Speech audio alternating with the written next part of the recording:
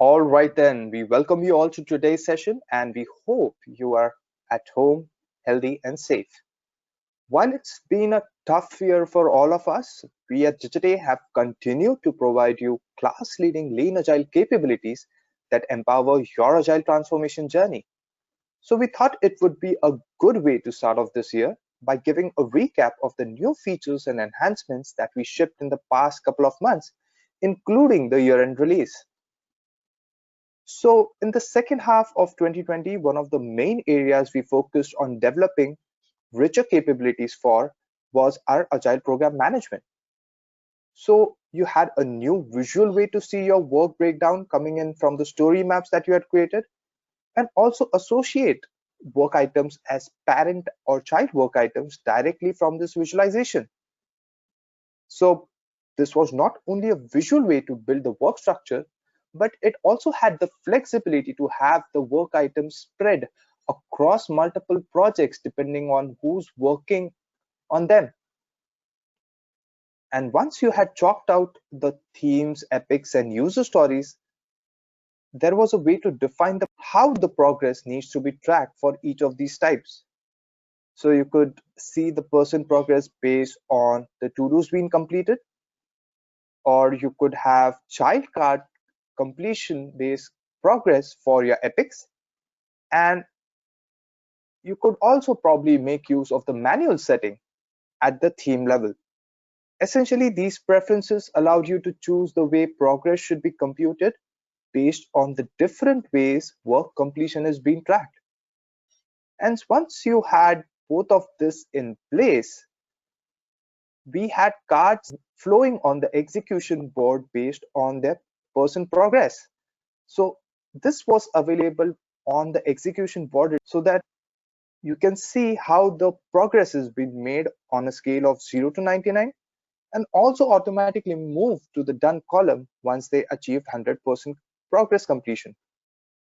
While all this help you manage your work inside the Agile program, we also introduced a separate Agile program dashboard where you could select one of the initiatives or you could select one of the delivery cadences so that you can assess how work is progressing in a timeline visualization, and also by when that work will get completed and if there is any spillover that is happening in terms of scope or time commitments. And once you identify the areas that need attention, you can either look at how you have team members working across the globe together in a more synchronized manner, or assess the work distribution based on their type or based on the size of those work items so that you can decide to reprioritize some of the work in order to get things back on track. Now, with a robust set of execution capabilities already in place, these new capabilities help you build and track agile programs effectively.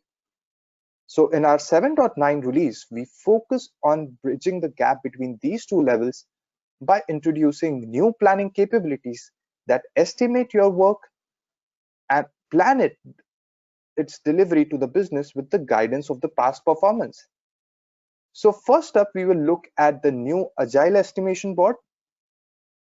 But before we go and look at it in the application, let's first understand how estimation needs to be done differently when you're running Agile projects. So it's important that Agile teams spend as little time or just enough time estimating work items in order to decide confidently that they can be delivered as part of the sprint or release scope.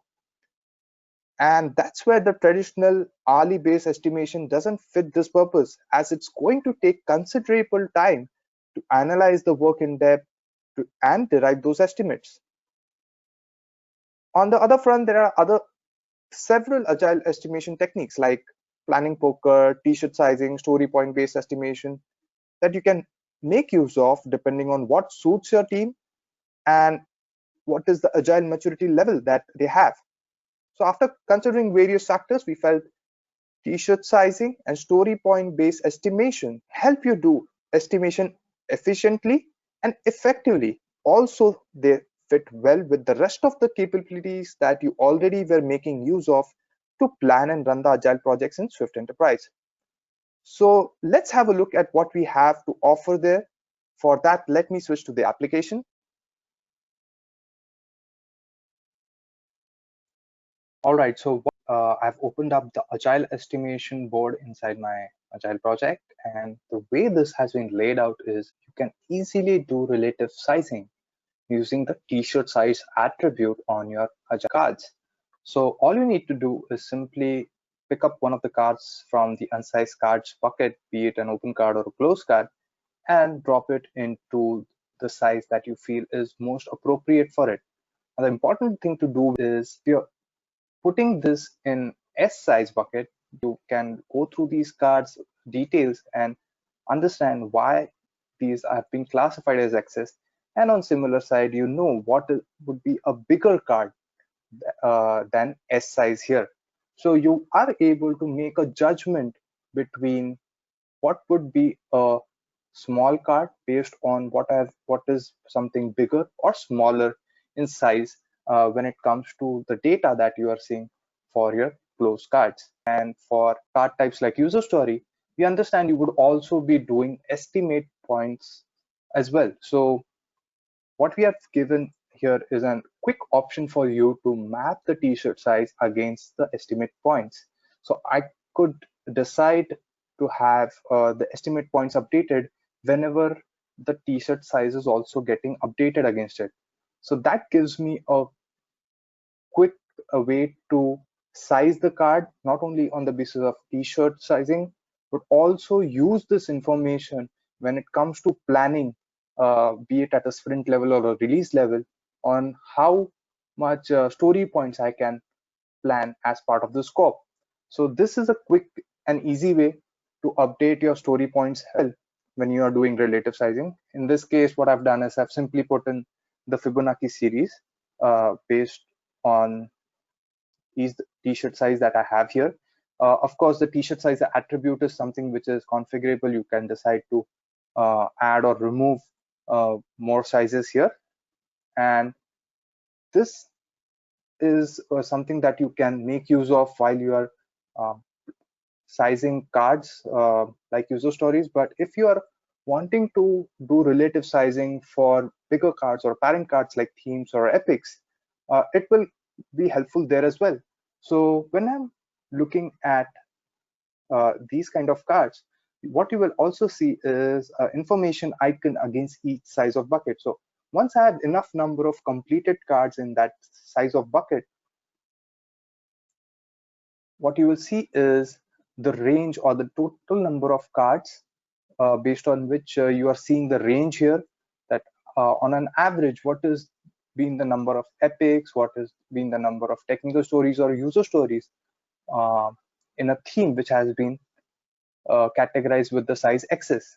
Similarly, if I go further and look for the L size here, you will know that, okay, generally it has 9 epics and 67 user stories is the average that you're looking at. So depending again upon, based on this information, you can decide when you are going to plan for a new theme or an epic, you can not only look at the past data here to make a judgment on whether it is bigger or smaller, but also look at the granular data available inside this information icon so that you are able to make a better judgment on whether this theme is XS, S, M, or L. So that's how you can go about doing relative sizing using the Agile estimation board. So now I have switched to the release planning view. Now that you have sized different cards, different types of cards, you can also now plan it for some upcoming milestones or releases so that your business needs are being met in a timely manner. So be it a theme or an epic or a user story, you can make use of the backlog items to be able to plan it for your upcoming releases. And if you would like to make some adjustment to the current one, you could do so as well. Now, just like the sprint planning board, here too you will be able to plan it based on points, but we have given you an option between card count and story points for release planning, because at a release level, probably points wouldn't be the only way to measure if you are able to deliver a value on a consistent basis. So you could make use of the card count to be able to plan for your releases. Now, in this case, if you have already defined the capacity for your release, we have ensured that you have a capacity based on card count as well, where you can look and specify the capacity for the release in terms of card count, or you could stick to the story point capacity field, which was available earlier as well. Now, while you are looking at these releases, one thing which we have added here is not only have a progress bar based on which you can decide whether you would want to remove some items or add more items as per its capacity, but you are also seeing the average number of cards that have been delivered in the past 3 releases. So if you have not specified that capacity yet, we will show you the average card count or the average number of story points of your past 3 releases, so that you're able to auto plan as per that. Of course, you have the option to go ahead and specify it as well. So from here itself, you have the option to rename, specify the start date and date, but more importantly, change the capacity or specify the capacity for the release, not just based on the last 3 releases, but also based on what may have been the worst 3 releases out of the past 12 one, or the best 3 releases out of the past 12 releases that you have had. So this will give you a good sense of how to go about with planning for your releases. Now, while this is the view that you get for the card count, as I said, you have another option to toggle and look at it in terms of points. So you will get to see the points on top of all the cards whenever you are doing a drag and drop, and also the units change for the capacity, and the planned units also change for each of those releases. Now that you have a story point based estimates easily being mapped based on the t-shirt size, the best way to look at those numbers would be you could make use of the tree visualization here, so that if there are any outliers there, you can easily look that up and see if there is something that you can do about it, make them smaller in size in order to still deliver value and still be within the limits of what your planned capacity is, or your overall capacity is for that release. So if you have some big cards here, for example, these are 2 big cards which I'm looking at, probably I can see if they can be broken down further. Similarly, if I'm looking at the user stories here, I know they are very well sized, because all of them are having almost equal size here. So this gives you an overall idea at a glance that how your size distribution of work is for the items that you have planned for that release.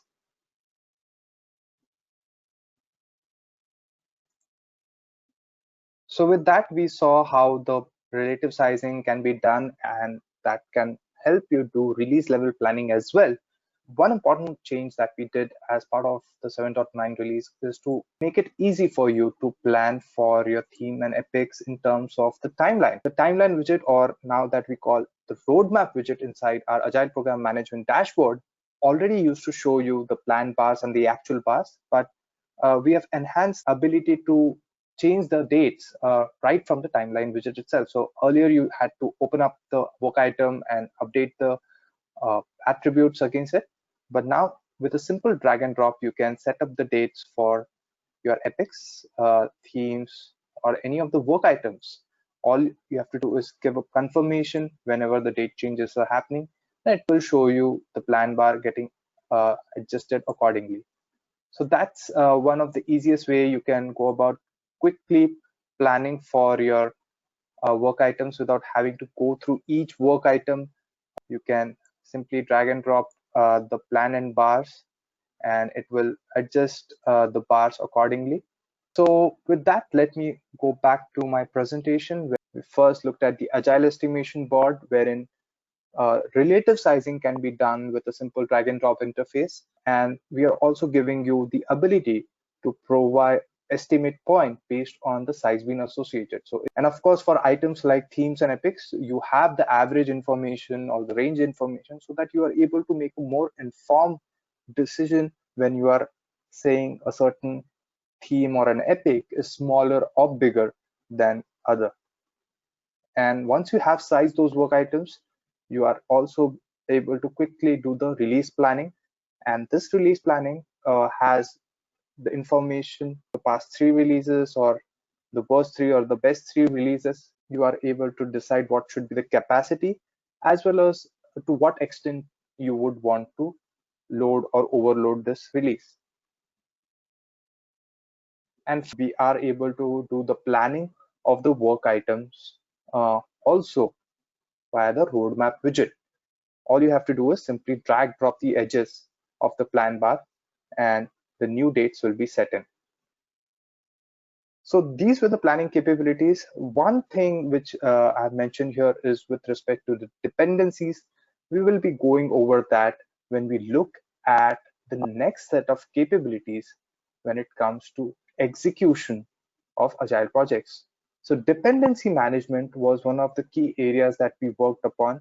Now that you were able to have not just a simple link between work items, but also a parent-child link, but we felt that the next set of links that should be available to you is managing dependencies effectively. So we have introduced a way where you can create dependencies between work items and also visualize them on the execution board. So for that, let me switch back to the application.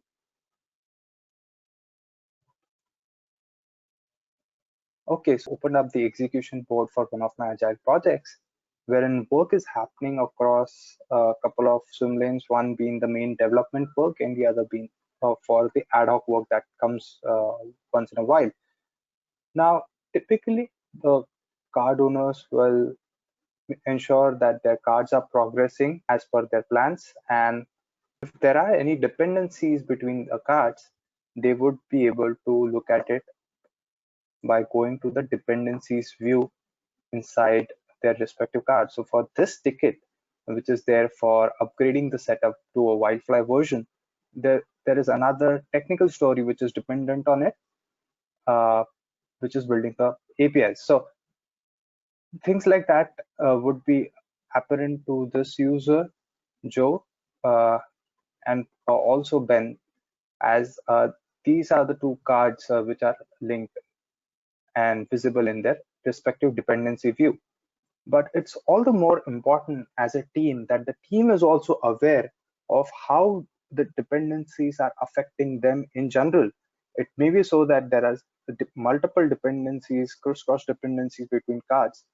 So in order to make that more apparent to the entire team and not just the respective card owners, what we have done is given a way to toggle to a dependency view on the execution board itself. So when I transition to the dependency view, you will still see the same set of cards, but now the dependencies are automatically highlighted. So now it's not just that these two cards are related, but it so happens that Joe is aware his work is not only going to affect Ben's card, but also these 2 or 3 cards as well, because that's how related the work is.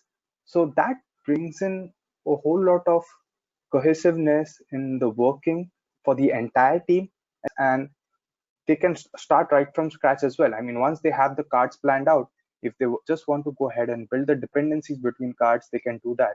So for example, I can simply drag and drop a dependency link between these two cards.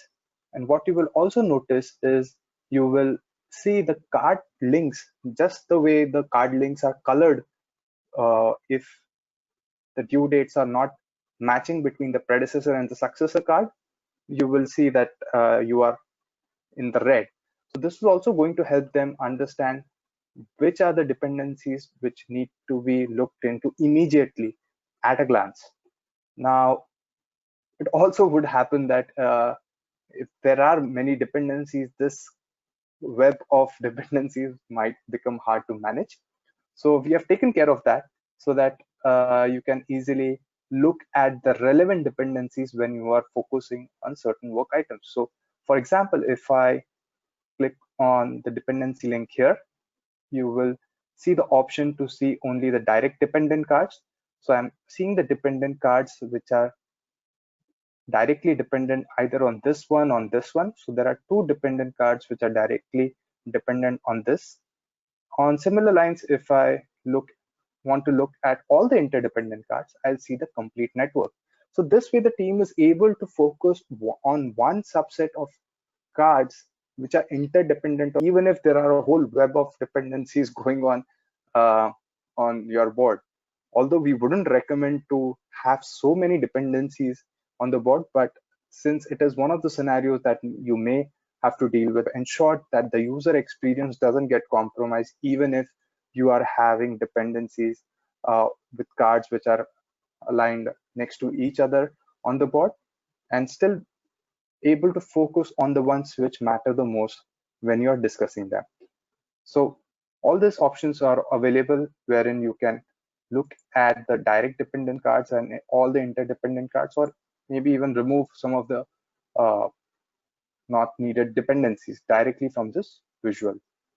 So that's how you can manage dependencies much more effectively as a team on the execution board itself. Now, that also takes us to the next uh, update that we have done for making the execution capability stronger for teams.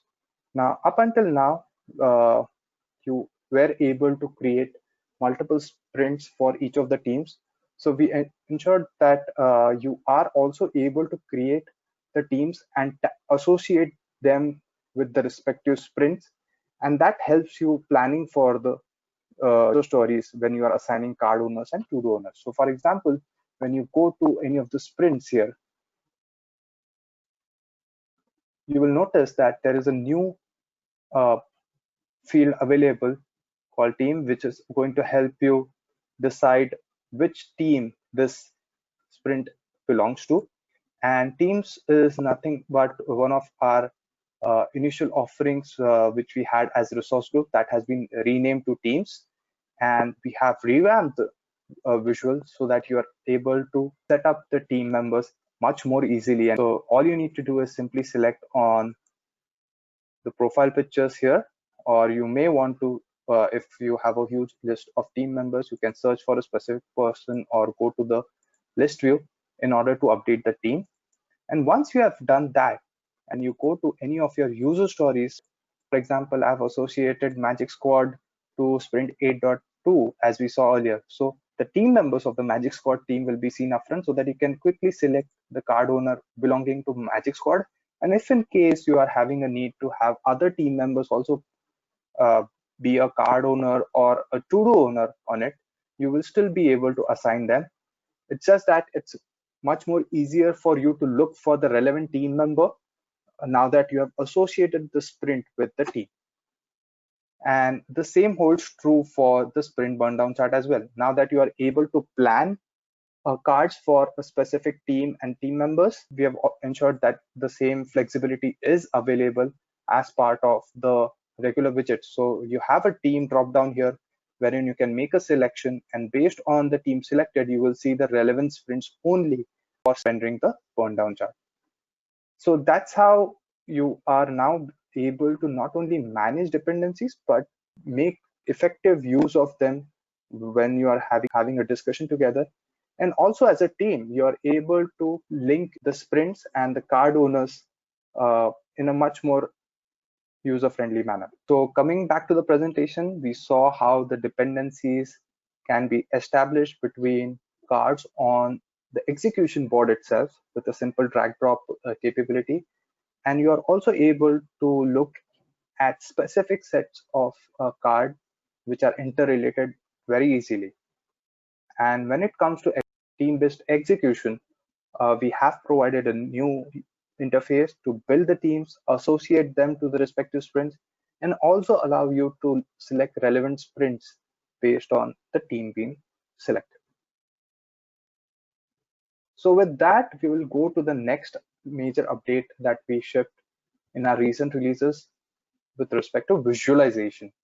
So one of the key capabilities which we have had on our agile uh, projects is to be able to visualize work as cards or on a board, so that it's much more easy to relate who's responsible for it and how things are progressing.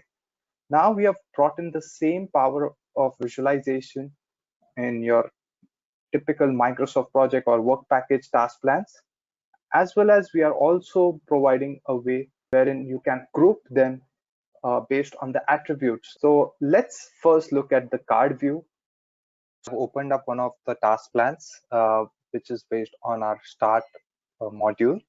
And typically you would have a huge list of tasks with several summary and phase and actual tasks where the resources are assigned. So what we have done is, in order to make it easier for resources to keep track of their work and how the overall plan is progressing, it's not necessary that they would always have to look at all the past tasks, all the closed tasks. So we have made use of the card visualization so that it's much easier for the team to correlate how things are progressing overall. So a new icon has been given here to toggle to the card view. The more you transition into it, what you will see is you have a grid wherein you can group the tasks based on some of the drop-down attributes that have been configured on the tasks. So in this case, what I've done is I have selected resources and the priority of the tasks. If you want, you can change that to some other drop-down attributes that are available. But this seems the most appropriate one, wherein resources can look at the task that they are assigned on, and their personal complete is also visible up front. So people get to know about how much person progress they have made for their task. There's a quick summary available right up front of the dates and the planned effort and the actual effort. And if you're interested in looking at some of the immediate parent and the child cards for a relevant summary task, you can always click on the summary icon just like in your agile cards. So it will show you the parent task to which this belongs, and it will also show you the child task below it. So that's how you can easily work on your task plan with the help of the card visualization. As I said, this is something which we have done so that it's easier for the team to correlate and work on a regular basis. So you wouldn't see all the tasks are getting populated on this grid.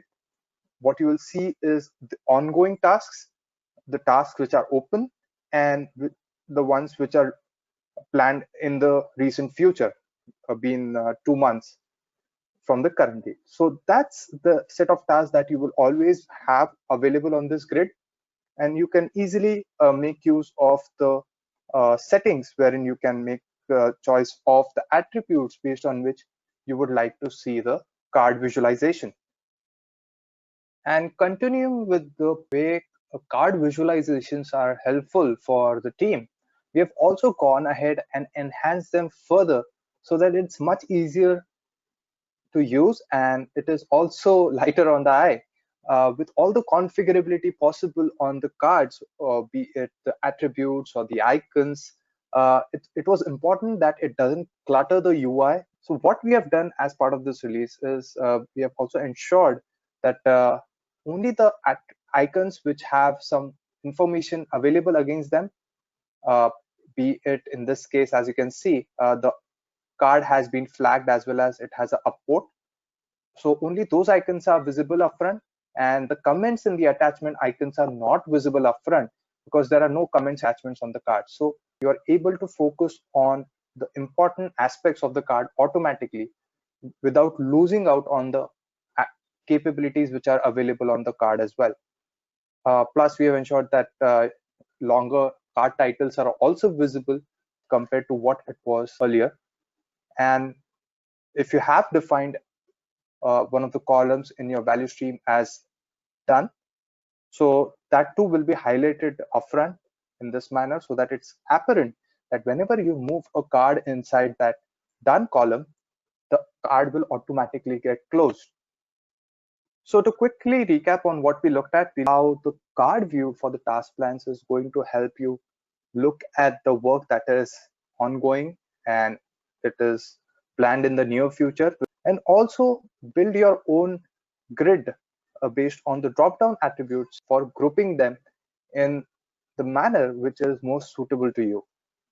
Also, the card visualization on the board, done column, and only active icons being seen upfront is going to give you an enhanced overall experience when you are working on cards on the execution board.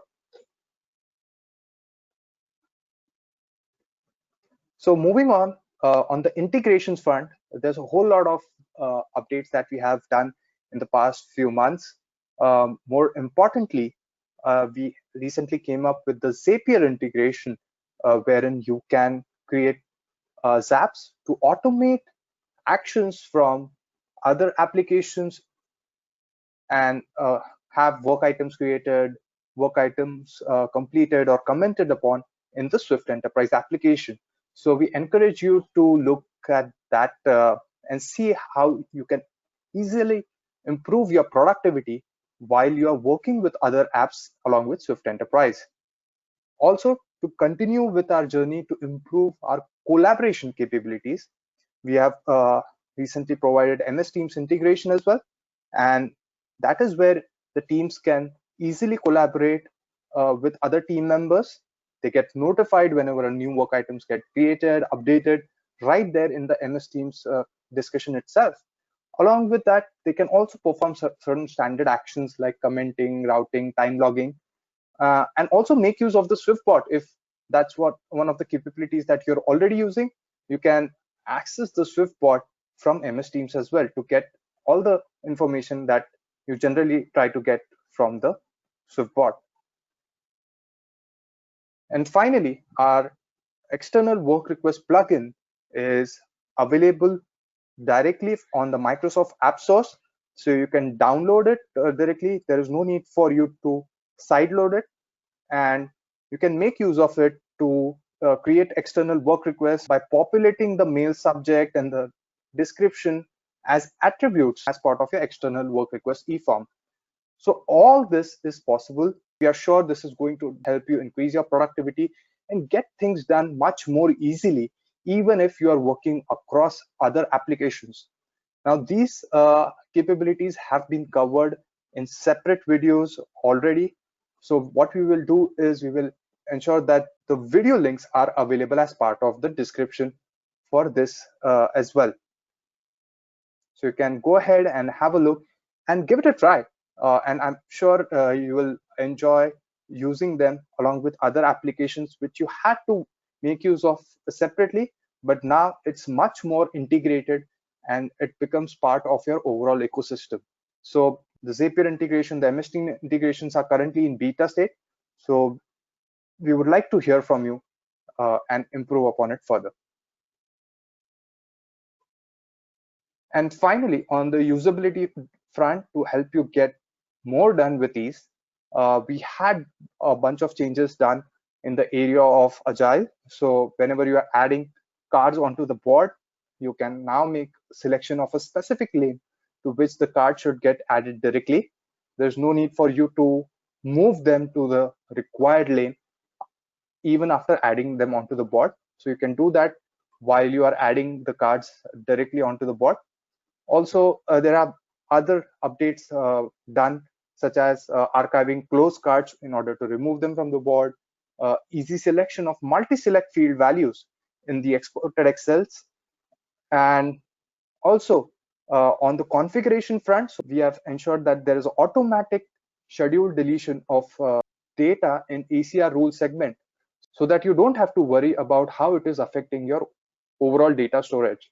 So all this has been done and much more as part of the releases that we shipped recently. If you would want to make use of any of those latest integrations and also share some feedback on any of the features that we covered today, please feel free to reach out to our support teams and we'll be there to help you.